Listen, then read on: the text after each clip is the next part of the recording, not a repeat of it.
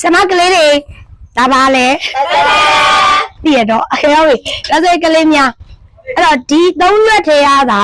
တရွက်ယူရမယ်ဆိုဘယ်ရွက်ယူမလဲဟုတ်ပြီအဲ့ဒါဆမမေးအောင်မယ်1000နဲ့ဘာလို့ယူတာလဲသူအသုံးဝင်အိုးဒါဆိုဒီကောင်ကြီးကအသုံးမဝင်တော့ဘူးလားဝင်ပါရဲ့ပို့ပြီးပါဖြစ်လို့လဲအသုံးဝင်လို့တိကျပြောရင်တော့ပို့ပြီးတန်မိုးရှိလို့မဟုတ်လားဟုတ်ပါရဲ့ရောက်ပြီကျွန်မတယောက်ရွက်စီပေးလိုက်မယ်ပြီးရင်တော့ပြန်ပေးရမှာဟုတ်ပြီကဲဒါဆိုကြည့်အောင်အေးမင်း100တန်ရှိတဲ့ကလေးလေးကနော်100တန်ရတဲ့ကလေးလေးက100တန်မဟုတ်ဘယ်နှခုရတစ်ခုပဲရတာဟုတ်ပြီဒါဆို1000တန်ရှိတဲ့သူကရော100တန်မဟုတ်10โอเคဒါဆိုရင်1000တန်ရှိတဲ့သူကတော့100တန်မဟုတ်ဘယ်လောက်တောင်ရမလဲခုတည်းโอเค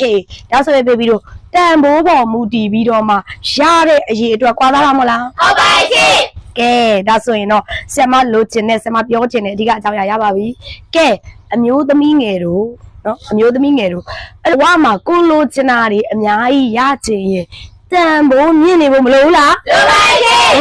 ဒါဆိုရင်တန်ဖိုးမြင့်နေကိုလိုချင်တာတွေအများကြီးမလုပ်နိုင်လေရနိုင်တယ်ဒါကြောင့်မလို့အမျိုးသမီးငယ်တို့ရေကိုတန်ဖိုးကိုအရင်မလုပ်ရမလဲမြင့်ရမယ်ကိုလိုချင်တာတွေရချင်ကိုတန်ဖိုးကိုအရင်မလုပ်ရမလဲမြင့်ရမယ်ကြောက်ပြီဒါဆိုရင်ဆရာမပြောမယ်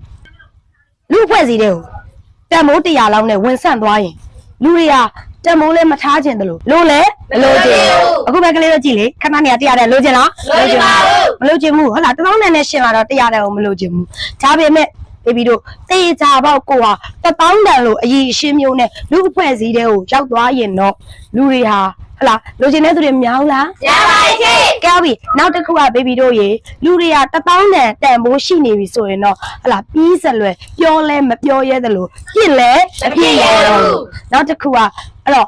1000တန်မိုးရှိရင်ကိုလိုချင်တာရောအများကြီးမရနိုင်ဘူးလားရနိုင်ပါရဲ့ရတာဆိုရင်ဇမကအနှစ်ချုပ်ပြီးပြောမယ်ဘေဘီတို့ရေကလေးတို့ရေဘဝမှာကိုလိုချင်တာတွေအများကြီးရချင်ရင်သူများကကိုယ်လက်လွတ်စပယ်ဆက်ဆက်နာမျိုးမလိုချင်ဘူးဆိုရင်သူများရဲ့စွန့်ပစ်တာကိုမခံချင်ဘူးဆိုရင်ကိုတန်မိုးကိုဘာလို့ရမလဲပြရမယ်ဟုတ်ပြီလားအဲ့တော့ဆမကလေးလေးတွေတန်မိုးတွေတနေ့တစ်နေ့ကိုတန်မိုးတွေမြင့်ပြီးတော့မှတန်မိုးမြင့်မာတဲ့သမီးလေးတွေဖြစ်ဖို့ညှော်လင့်ပါတယ်